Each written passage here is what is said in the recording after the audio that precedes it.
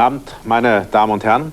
Wieder einmal nach einer Stunde Krimi, 30 Minuten echte Tricks und Maschen, vor denen Sie sich in Acht nehmen sollten. In allen Fällen geht es ums Geld. Um Ihr sauer verdientes Geld, auf das es Ganoven der unterschiedlichsten Schattierungen abgesehen haben. Die Methoden, mit denen Sie dranzukommen versuchen, sind sehr vielfältig. Genauso wie die Orte, an denen Sie auftreten. Der erste, ein großes Hotel der gehobenen Kategorie in einer westdeutschen Messestadt. Und dort steigt im Frühjahr dieses Jahres während einer Fachmesse Herr Kramer, ein Einzelhändler aus Kassel, ab. Er gehört nicht gerade zu den weitgereisten Leuten und ist zum ersten Mal in diesem Hotel. Guten Tag. Kramer ist mein Name. Kramer. Ich habe ein Zimmer bestellt für 3 Nächte. Ja, haben wir hier. Zimmer 216. Wenn Sie das bitte ausfüllen würden und da unterschreiben.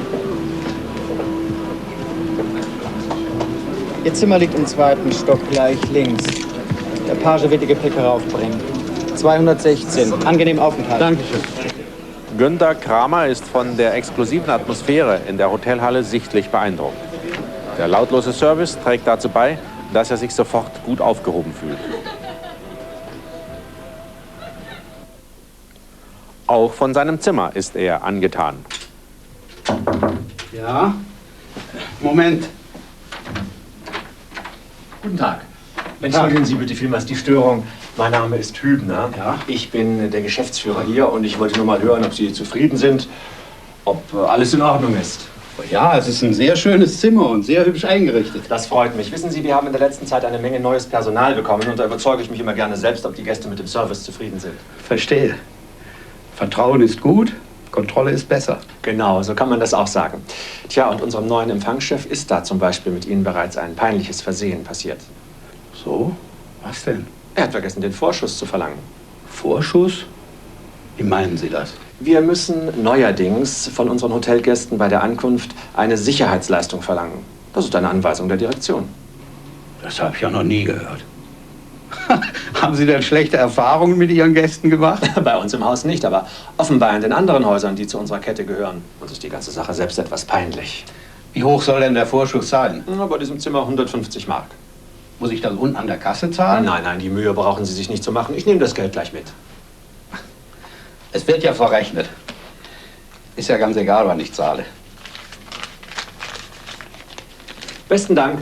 Ich lege die Quittung dann in Ihr Fach. In Ordnung. Und einen recht schönen Aufenthalt noch. Dankeschön. Herr Kramer ist einem Betrüger auf den Leim gegangen. Der vermeintliche Geschäftsführer verlässt mit seiner Beute unerkannt das Hotel.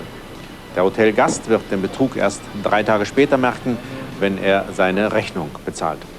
Zu dieser Zeit wird der Gauner längst in einer anderen Stadt mit dem gleichen Trick unterwegs sein. Es ist kaum zu glauben, aber nach den Erkenntnissen der Kripo hat er bisher insgesamt rund 30.000 Mark auf diese Weise erbeutet. Die zweite Betrugsmasche, auf die wir Sie jetzt aufmerksam machen wollen, spielt an einem ganz anderen Ort in der Schalterhalle einer Bank. Namen und Adressen von Firmen und Personen sind wie immer geändert. Wieder geht es, wie gesagt, ums Geld, um das Geld einer Rentnerin. Guten Tag, Frau Wissner. Was kann ich denn heute für Sie tun? Ich muss Geld abheben. Hier ist mein Sparbuch. Und wie viel? Alles, was drauf ist. Das ist aber viel, Frau Wissner. Ja, ich weiß. Aber es ist was Schreckliches passiert. Mein Schwiegersohn, wissen Sie, der in Kanada, der ist verunglückt. Mit dem Auto. Meine Tochter hat mir das gerade heute geschrieben. Ist ihm denn viel passiert? Sie haben ihn gleich ins Krankenhaus gebracht. Er ist wohl über den Berg, wie meine Tochter schreibt. Aber wenn es nur nicht so weit weg wäre. Ich kann ja gar nichts machen. Da will ich den Kindern wenigstens finanziell helfen. Das Auto ist doch auch kaputt. Das ist wirklich schlimm, Frau Wissner. Bei Gelegenheit müssen Sie mir erzählen, wie es ihm geht. Jetzt mache ich Ihnen erstmal Ihre Auszahlung fertig. Wenn Sie hier bitte noch unterschreiben. Das Geld kriegen Sie dann an der Kasse. Ja, danke schön. Reden Sie gerne groß? Ja, bitte. Die Rentnerin Maria Wiesner bemerkt nicht, dass sie von einem Mann beobachtet wird, der das Gespräch am Schalter mitgehört hat. Und der nun auch sieht, wie viel Geld ihr an der Kasse ausbezahlt wird. 10.000?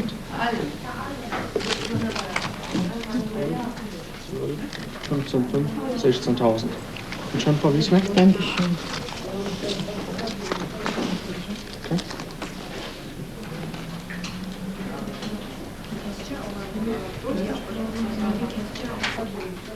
Ebenso wenig bemerkt Frau Wiesner, dass ihr der Fremde folgt, als sie sich auf den Heimweg macht.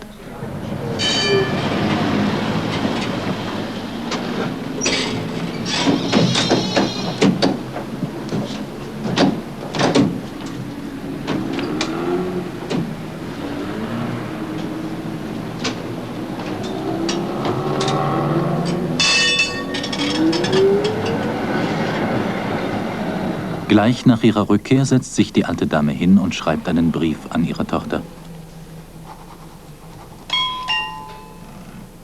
Da sie zu Auslandsbankgeschäften kein Zutrauen hat, will sie das Geld diesem Brief beilegen und per Einschreiben schicken. Guten Tag, Frau Wiesner. Ja, bitte? Es tut mir furchtbar leid, Frau Wiesner, aber mir ist bei Ihrer Auszahlung leider ein Fehler unterlaufen. Ja, ich verstehe nicht. Wie meinen Sie denn das? Erkennen Sie mich denn nicht? Ich bin doch von Ihrer Bank. Sie waren doch gerade bei uns. Ja, schon, aber... Na, mach doch nicht. So schön bin ich auch nicht. Warten Sie. Hier ist mein Ausweis. Darf ich reinkommen? Bitte schön. Sie haben mit meiner Kollegin am Schalter gesprochen. Ich sitze mehr im Hintergrund. Buchungen und so weiter. Aber ich kenne unsere Kunden alle. Und wir haben ihre Adresse ja in der Kartei. Das sind immer ziemlich viele Leute hinter dem Schalter. Da merkt man sich nicht jedes Gesicht. Ja, genau. Das verstehe ich schon. Bitte nehmen Sie doch Platz. Danke. Wie war doch Ihr Name? Ebner. Ich hatte Ihre Auszahlung veranlasst. Aber die ist leider falsch gebucht worden. Drum stimmt heute Abend die Kasse nicht. Deshalb muss ich das Geld jetzt noch einmal mitnehmen. Was? Die ganzen 16.000 Mark? Genau, Frau Wiesner. Ja, aber das geht doch nicht. Das Geld ist doch für meine Tochter. Da, hier, sehen Sie, ich schreibe gerade den Brief. Ich weiß, Frau Wiesner. Meine Kollegin hat mir alles erzählt. Der Unfall mit ihrem Schwiegersohn ist ja furchtbar. Hoffentlich kommt er recht bald wieder auf die Beine. Und jetzt auch noch die Panne mit der Buchung, aber die ist schnell erledigt. Morgen früh können Sie das Geld wieder bei uns abholen. Also, das verstehe ich nicht. Das habe ich noch nie erlebt. Es liegt immer noch an der leidigen Technik, wissen Sie. Mit den Computern, da passieren die tollsten Sachen. Ja, aber ich wollte doch den Brief heute noch aufgeben. Der würde heute sowieso nicht mehr abgehen nach Kanada. Wenn Sie das gleich morgen früh zusammen erledigen, kommt er zur selben Zeit an. Aber ich schreibe Ihnen erstmal eine Quittung aus, damit Sie was in der Hand haben. Na ja, dann mache ich den Brief jetzt fertig und gehe dann morgen früh von der Bank direkt zur Post. Sehen Sie, dann kommt ja doch noch alles in Ordnung. Vielen Dank, dass Sie mir aus der Patsche geholfen haben. Bis morgen dann in der Bank. Auf Wiedersehen, Frau Wiesner. Auf Wiedersehen. Der Gauner hat an diesem Tag eine besonders hohe Beute gemacht. 16.000 Mark. Sowie zahlreiche Betrüger der gleichen Sorte lungert er um den Monatsersten in Schalterhallen der Banken, Sparkassen und der Post herum, um alten Leuten aufzulauern, die dort ihre Rente abholen. Nicht selten sprechen sie ihre Opfer dann gleich draußen auf der Straße an und lassen sich mit unterschiedlichen Vorwänden die abgehobenen Beträge aushändigen. Da sie fast ausnahmslos alte Leute als Opfer auswählen, haben sie damit immer wieder Erfolg. Man sollte sich da prinzipiell auf nichts einlassen, sondern notfalls selbst mit zur Kasse zurückgehen und die angebliche Panne mit der falschen Buchung oder den falsch ausgehändigten Geldscheinen beim Kassierer überprüfen. Und nun, meine Damen und Herren, unsere aktuellen Kurzwarnungen. Sie beziehen sich heute ausnahmslos auf Betrugsmanöver, die aus dem Ausland gelenkt werden. Eine in der Schweiz ansässige, recht dubiose Versandfirma verschickt zum Beispiel seit geraumer Zeit massenweise solche Gewinnbenachrichtigungen. Die Empfänger sollen glauben, dass sie ein Traumhaus, ein Auto oder einen anderen wertvollen Preis gewonnen haben. Um den Preis endgültig zu bekommen, muss man aber zuerst einmal bei der Firma etwas bestellen oder wenigstens 5 Mark einschicken. Hier in Deutschland ist es verboten, solche Gewinnspiele von Bestellungen abhängig zu machen, weil die vermeintlichen Gewinner dabei fast immer hereingelegt werden. Genauso ist es natürlich mit diesen Gewinnmitteilungen. Alle uns bekannt gewordenen Empfänger, die 5 Mark in die Schweiz geschickt haben, haben von ihrem versprochenen Traumgewinn nichts mehr gehört. Wenn Sie also auch eine solche Nachricht in Ihrem Briefkasten finden, können Sie sie getrost dem Papierkorb anvertrauen. Ein Traum bleiben auch die $500 pro Tag, die eine schwedische Agentur in deutschen Zeitungsinseraten verspricht. Angesprochen werden in erster Linie Arbeitslose, denn die $500 am Tag soll es für einen Job auf einer Bohrinsel geben. Dieselbe Agentur hat auch noch viele andere Traumjobs im Angebot. Genaueres erfährt man aber auch hier erst, wenn man 150 Mark bezahlt. Dafür bekommt man solche Broschüren, in denen Firmenadressen aus aller Welt aufgeführt sind. Die Sache hat nur einen Haken. Keine der Firmen sucht Arbeitskräfte. Die Agentur hat die Adressen ganz offensichtlich aus internationalen Branchenverzeichnissen herausgeschrieben. Im Übrigen darf hier in Deutschland nur das Arbeitsamt Stellen im Ausland vermitteln und da ist es zudem kostenlos. An Arbeitssuchende wendet sich auch eine niederländische Firma, die vorwiegend in deutschen Wirtschaftsblättern inseriert und Heimarbeit verspricht. Und zwar durch Adressenschreiben. Verdienst für 1000 Anschriften 150 Mark netto. Dass der Arbeitssuchende selbst etwas zahlen muss, erfährt er aus dem Inserat noch nicht. Das teilt ihm die Firma erst mit, wenn er sich bewirbt. 100 Mark soll er gewissermaßen als Kaution hinterlegen, bevor es mit der Heimarbeit losgeht. Ist das Geld oder der Euroscheck erst einmal in Amsterdam, hört der Bewerber hier in der Bundesrepublik nichts mehr von der ganzen Sache. Das Bundeskriminalamt weiß inzwischen, wer hinter dieser Schwindelfirma steckt. Aber genauso wie in den beiden anderen Fällen ist es für die Polizei sehr schwierig, den Gaunern das Handwerk zu legen. Denn die gesetzlichen Vorschriften sind in den einzelnen Ländern höchst unterschiedlich. Die nächste Falle, mit der wir uns jetzt wieder etwas ausführlicher befassen wollen, gehört in die Gruppe der unseriösen Geschäftemachereien auf dem Bildungssektor. Hereingelegt werden vor allem Eltern, die ohnehin schon genug Sorgen haben, weil ihre Kinder nämlich unter einem verbreiteten Übel unserer Zeit leiden. Platz. Der Reiter setzte mit seinem Pferd über den Graben. Thomas, Annette, ihr habt gar keinen Grund zu lachen. Wenn ihr den Andreas durcheinander bringt, kommt er natürlich nicht weiter. Lies du bitte weiter, Renate. Das Pferd war braun. Es sah sehr schön aus. Wir durften es später Andreas streichen. Mahnke ist 9 Jahre alt und besucht die 4. Klasse der Grundschule. Das Laufen und Spielen Wie viele Kinder unserer Zeit leidet er unter ausgeprägtem Konzentrationsmangel. Besonders Lesen und Schreiben machen ihm große Schwierigkeiten. als wir uns auf den Heimweg machten. So, Kinder, dann ist jetzt Schluss. Lest das zu Hause noch mal gründlich durch und denkt auch an die anderen Hausaufgaben. Du, Andreas, komm doch eben mal bei mir vorbei.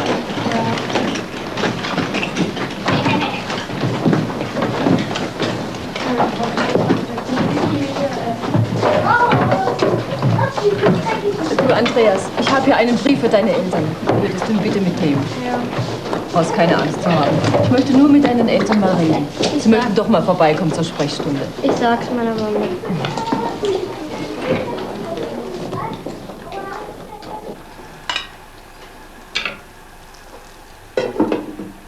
Na, wie war's in der Schule? Habt ihr viel Hausaufgaben? Ja, geht. Das klingt aber nicht sehr gut. Hat's was gegeben? Ach, ich seh dir doch an. Da muss doch was gewesen sein.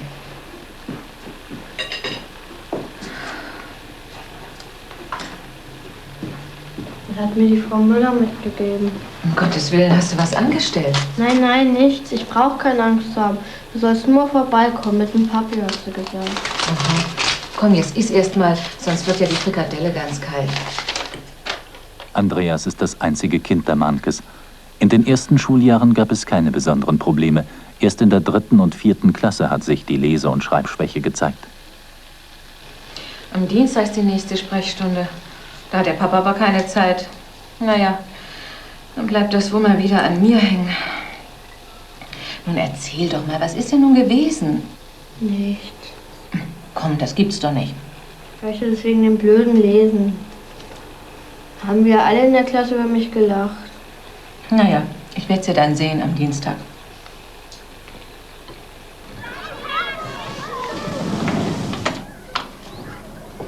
Wissen Sie, Frau Mahnke, Ich habe sie einfach mal hergebeten, damit wir besprechen können, was wir mit dem Jungen noch machen sollten.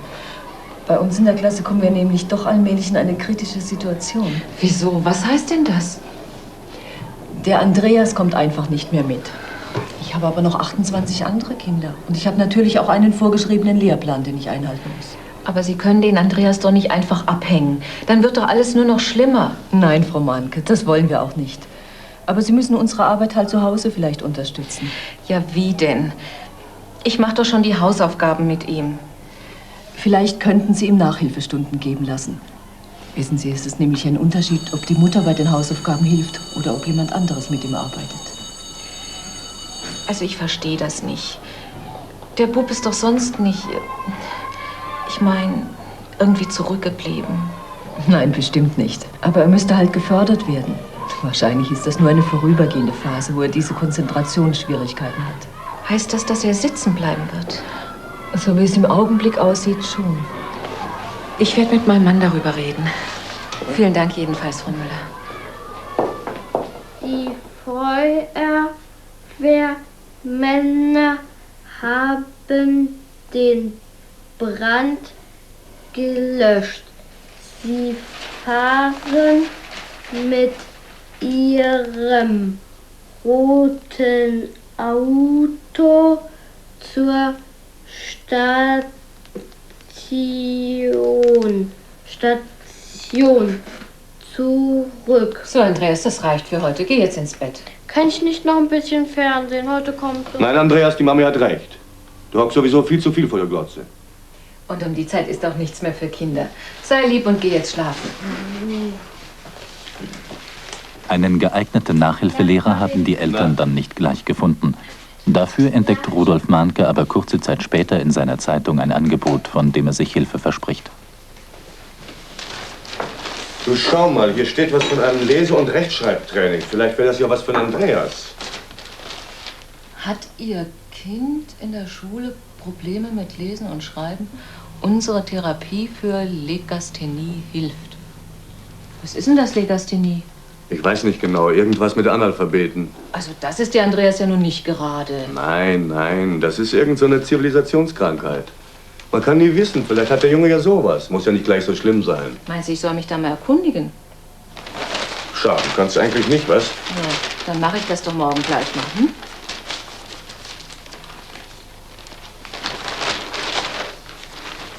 Da sind wir genau spezialisiert drauf. So wie Sie das erzählen, Frau Mahnke, ist es ein klarer Fall von Legasthenie. Ist das denn schlimm? Was heißt hier schlimm? Es ist heute sehr verbreitet. Schlimm wird es erst, wenn Sie nichts dagegen unternehmen. Ja, und was kann man denn da machen? Also wir haben ein spezielles Trainingsprogramm mit erstklassigen Fachleuten, alles Pädagogen. Die Lehrerin hat ja Nachhilfestunden empfohlen. Das reicht in Ihrem Fall nicht mehr. Das muss man professionell angehen. Wird denn der Kurs hier gemacht? Jeden Nachmittag sitzen hier die Kinder und da unsere Therapie mit Schreibmaschine verbunden ist, lernen sie sogar nebenbei noch Schreibmaschine schreiben, was für später ein großer Vorteil ist. Was kostet das denn? Praktisch nicht der Rede wert, Frau Mahnke. 23 Mark die Stunde. Und wie lange dauert der Kurs? Unterschiedlich, solange bis der Erfolg da ist. Wir hatten neulich ein Mädchen, die war schon ein bisschen älter, 15, konnte kaum einen Satz richtig schreiben. Nach 3 Monaten hat sie den qualifizierten Hauptschulabschluss gemacht. Und Sie meinen, dass das bei unserem Andreas auch hilft? Gar keine Frage, Frau Mahnke. Wenn Sie hier das Aufnahmeformular unterschreiben, kann er nächste Woche anfangen. Andreas? Frau Mahnke will für das Fortkommen ihres Kindes natürlich alles tun, was in ihrer Macht steht. So unterschreibt sie das Anmeldeformular für Andreas, ohne es genauer zu prüfen. Den Preis von 23 Mark für die Unterrichtsstunde hält sie für angemessen und erschwinglich. In den folgenden Wochen besucht Andreas zweimal wöchentlich das Lese- und Schreibtraining. Zunächst macht ihm, so wie auch den anderen Kindern, der Umgang mit der Schreibmaschine sogar ausgesprochen Spaß. Dass die Schüler hier nur beschäftigt, aber keinesfalls psychologisch fundiert gefördert werden, fällt erst einmal nicht auf.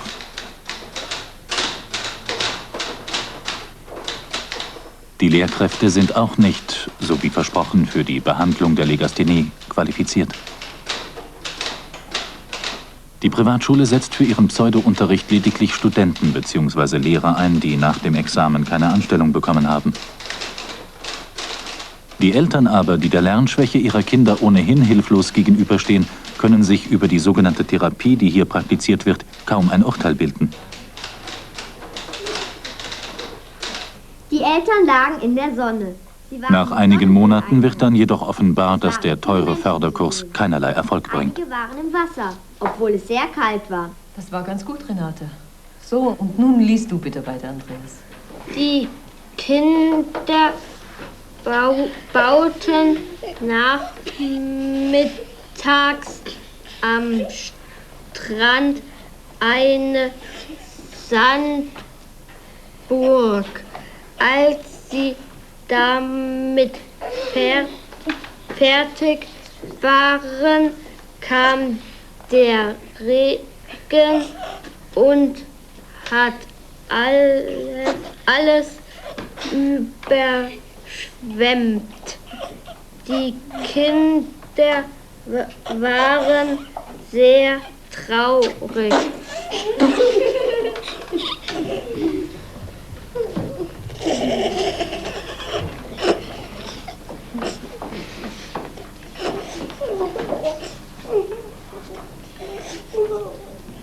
Ich habe mit der Lehrerin gesprochen. Ihr Förderkurs bringt dem Andreas überhaupt nichts. Im Gegenteil, wir können die Versetzung praktisch abschreiben. Das tut mir sehr leid, aber da können Sie uns nicht die Schuld geben. Wir tun unser Bestes. Ich weiß nicht. Ich habe inzwischen auch gehört, dass Ihre Lehrer für diese für diese Legasthenie überhaupt nicht zuständig sind. Also hören Sie, Sie sollten mit solchen Vorwürfen vorsichtig sein. Ich glaube, davon verstehen Sie nicht genug. Ach, ist ja auch egal. Jedenfalls schicke ich den Jungen nicht mehr her. Es bringt ja doch nichts. Wie Sie meinen, ich kann Sie da nicht zwingen. Ich darf Ihnen dann die Abschlussrechnung für die restlichen 9 Monate mitgeben. Ja, wieso? Wir haben doch schon bezahlt. Das schon, aber nur für die ersten 3 Monate. Ja und? Länger war der Andreas doch auch nicht da. Das ist schon richtig, aber unsere Kurse sind Jahreskurse und Sie haben Ihren Jungen für ein Jahr angemeldet. Wieso? Wissen Sie nicht, was Sie unterschrieben haben? Hier schauen Sie. Hier steht es.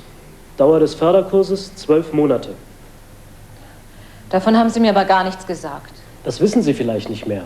Unterschrieben haben Sie jedenfalls. Und wir müssen auf Einhaltung des Vertrags bestehen. Schließlich haben wir auch unsere Unkosten und Verpflichtungen. Wie viel macht denn das dann noch für die restlichen 9 Monate? Sie wissen ja, pro Monat haben Sie für 8 Stunden 184 Mark bezahlt. Mal 9 ergibt 1656 Mark. Das gibt's doch nicht. Ja, Frau Manke, das ist Ihre Entscheidung. Dann haben wir ja über 2000 Mark zum Fenster rausgeschmissen. Die Familie Manke hat dann tatsächlich, wenn auch zähneknirschend, bezahlt. Auf einen Prozess wollte sie es nicht ankommen lassen. Der Fall ist vielleicht Anlass daran zu erinnern, dass sich in einer freien Gesellschaft, wie wir sie glücklicherweise haben, jedermann auf dem Ausbildungs- und Schulungssektor als Unternehmer selbstständig machen kann.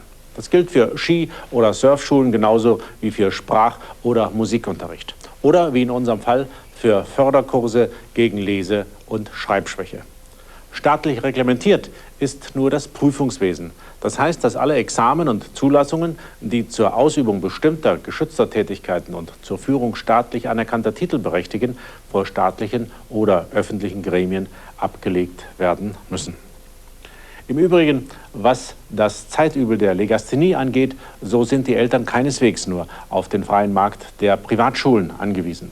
Es gibt seit einigen Jahren einen gemeinnützigen Verein, den Bundesverband für Legasthenie in Hannover, in dem sich betroffene Eltern und interessierte Fachleute zusammengeschlossen haben. Dieser Verband hat in vielen Großstädten Außenstellen, wo sich Eltern Rat und Hilfe holen können. Und nun, wie zum Schluss jeder unserer Sendungen, wieder ein Experiment. Es sieht heute allerdings etwas anders aus als üblich. Unsere Mitarbeiter greifen diesmal nicht selbst in fremde Taschen. Sie haben vielmehr ein verlockendes Angebot getestet. Das Angebot nämlich, viel Geld zu verdienen mit der Aufzucht von Regenwürmern. Das Angebot kommt per Inserat, in dem mit Hilfe einer sauberen Wurmzucht ein hoher Nebenverdienst versprochen wird. Wer sich auf das Inserat meldet, erhält eine kleine Broschüre, in der unter dem schönen Wort Vermiculture zunächst noch einmal auf die guten Verdienstmöglichkeiten mit einer Wurmzucht hingewiesen wird. Eine beneidenswert unabhängige Tätigkeit. Auf Seite 5 erfährt man Interessantes über die enormen Absatzmöglichkeiten neu gezüchteter Regenwürmer. Sie werden gebraucht als Fischköder, zur Bodenverbesserung, als Futtermittel für Laboratorien und, nicht zu vergessen, für den Export. Grundlage des künftigen Reichtums ist natürlich kein ordinärer Regenwurm, sondern eine Neuzüchtung mit dem wohlklingenden Namen Maxi, der Wunderwurm. Er zeichnet sich durch eine geradezu atemberaubende Vermehrung aus. Und damit man mit dem Absatz keine Sorgen hat, gibt der Lieferant auch noch eine Rückkaufgarantie für die ersten 12 Monate. 40 Mark will er für 1000 ausgewachsene Wunderwürmer bezahlen. Für den Start eines neuen Unternehmens werden unterschiedliche Mengen der reinrassigen Zuchttiere angeboten. Der kleinste Posten 500 Maxis zu 139 Mark. Diese Menge wurde für das Experiment bestellt. 4 Tage später sind die 500 Maxis prompt eingetroffen und dem Zoologischen Institut der Universität München zur Pflege übergeben worden. Die Aufzucht sollte absolut fachmännisch betrieben werden. Herr Finke, der wissenschaftliche Leiter des Experiments, hat seine Schützlinge zunächst einmal gezählt, um sich zu überzeugen, dass er auch wirklich 500 Maxis bekommen hat. Die Sendung stimmte. Die Wunderwürmer wurden in eine komfortable Zuchtbox gesetzt, die im Institut schon früher einmal verwendet worden war. Temperatur, Feuchtigkeit und Nährboden wurden stets kontrolliert. Die Zuchtanleitung, die die Firma in einem kleinen Handbuch mitgeliefert hatte, fand genaue Beachtung. 4 Monate später sollte nach den Versprechungen der Lieferfirma der erste Vermehrungsprozess abgeschlossen sein.